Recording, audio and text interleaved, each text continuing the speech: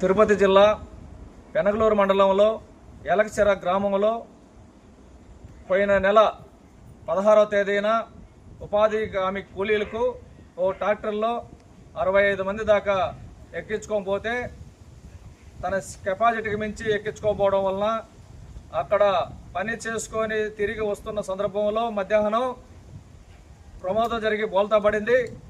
2 కార్మికులు స్పాట్లో చనిపోయారు. మరి దాదాపు 53 మందికి తీవ్రమైన గాయాలైనాయి, ఫ్రాక్చర్లు అయినాయి, యాక్సిడెంట్ అయింది. ఇంకా స్వల్ప గాయాలతో మరొక 6-7 మందికి జరిగింది.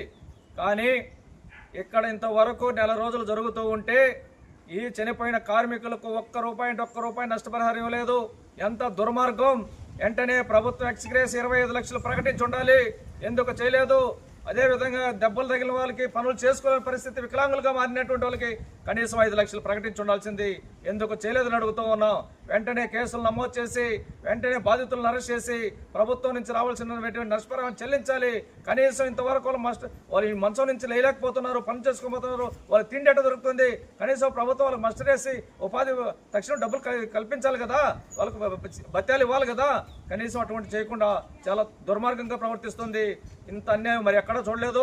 గతంలో కూడా అనేక మంది చనిపోతే ప్రభుత్వం స్పాట్గా ప్రకటించింది, ముఖ్యమంత్రులు ప్రకటించారు. ఎందుకు ప్రకటించలేదు అడుగుతుంది. ఎందుకో వివక్షత చూపుతారు, పక్షపాతం చూస్తున్నారు. ఇది వెంటనే ఈ సమస్యను పరిష్కారం చేయకపోతే ఈ నెల 25వ తేదీ డెడ్ లైన్ పెడుతున్నాం.